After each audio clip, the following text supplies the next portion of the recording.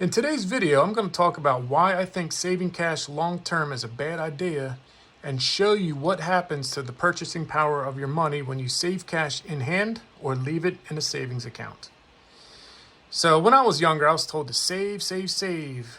Open up a savings account, put some money away each paycheck, have a rainy day fund, save up for a few years to have a down payment to buy a house.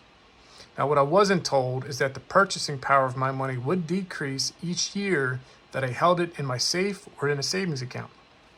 Now, I do have an emergency savings fund that I can use if or when something happens that requires cash immediately. But for long-term savings, I have investments, which includes physical precious metals. Now, before we get into it, let's answer a couple questions.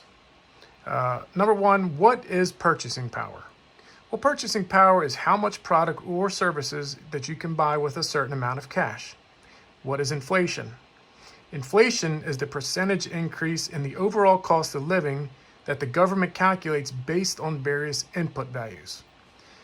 Inflation numbers are released each month by the government and are measured in 12-month increments.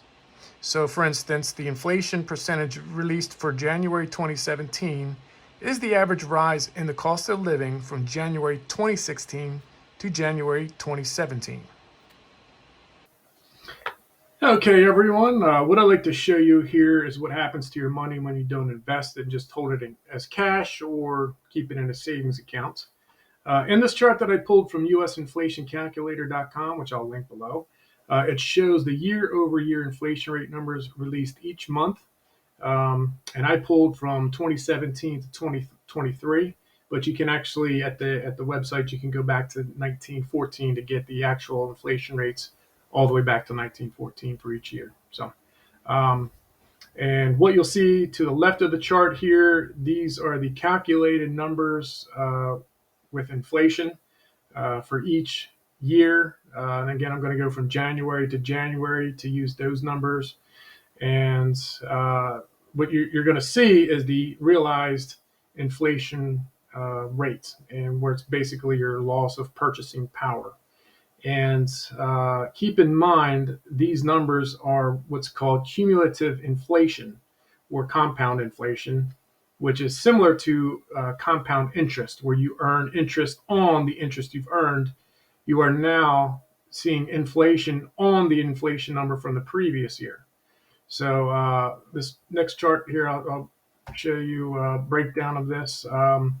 Cumulative inflation represents the decline in purchasing power of fiat money over a longer period of time than annual inflation, such as an individual's lifetime.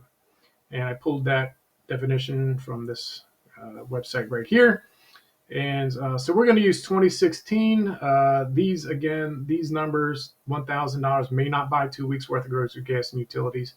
I am just using this for example purposes. So we're going to use $1,000 as an easy reference point. So $1,000, we're going to say in 2016 bought 2 weeks worth of groceries, gas, and utilities. And then the following January, we had 2.5% inflation rate measured from January of 2016.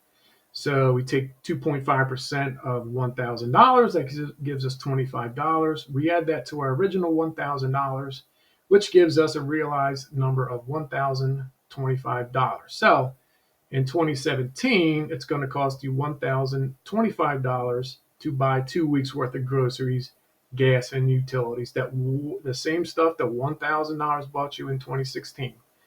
Okay, so now the compound inflation or cumulative inflation is shown in this next example. So in 2018, we had an inflation rate of 2.1%. Well, now we are taking 2.1% of the number from January 2017, which was $1,025. So 2.1% of $1,025 equals $46.53. So we add that to our $1,000, which is our reference number, and it gives us $1,046.53, which means in 2018, it takes $1,046.53 to buy the same 2 weeks worth of groceries, gas, and utilities. So basically, I did the numbers over the course of 7 years, starting with $1,000 in 2016 In January of 2023, we have a number of $1,264.02. That includes inflation and the compounding inflation over each year up until January 2023. So that means in this January 2023, we needed $1,264.02 to buy the same services and goods that $1,000 bought in 2016. So we lost $264.02 in purchasing power of that $1,000 that we saved, basically. Okay, so this final chart, I'm going to talk about saving money in a savings account. We're going to use the same number, $1,000 in 2016. The left side here, if you remember, this is what our compound inflation caused in our purchase power loss. And this is what our interest rate, in a savings account, basic savings account, the common average is 0.23% interest earned. Now you can get more, you can get less, but the average is 0.23%. And I'll reference in the link below where I got that 0.23% from bankrate.com. And so you can see if we had $1,000 in a savings account earning 0.23% per year in 2017, you earn a grand total of $2.30.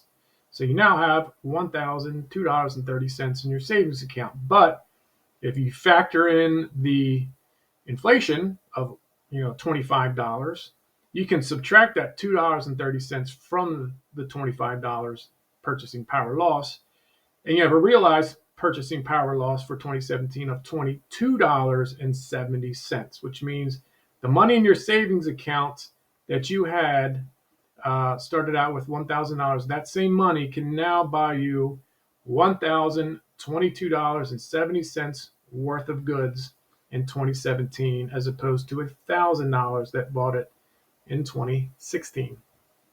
So your purchase power loss is $22.70, as opposed to not having a savings account, which is $25 purchasing power loss.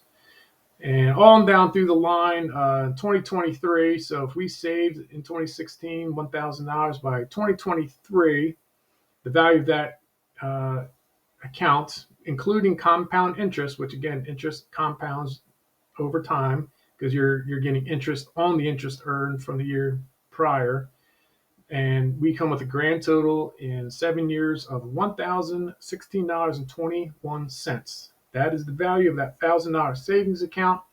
You factor in inflation and purchasing power loss, which was $1,264.02 to buy the same goods as $1,000 bought 2016. We can subtract that $16.21 from that purchasing power loss and gives you $247.81, or $1,247.81 is how much money it will take to purchase the same goods and services that $1,000 bought you in 2016. So if you're looking to protect your wealth against inflation, I suggest speaking to an investment professional, someone who can work with you and your budget to design an investment plan that works best for you. Me personally, I've got a diverse portfolio, and it does include physical precious metals.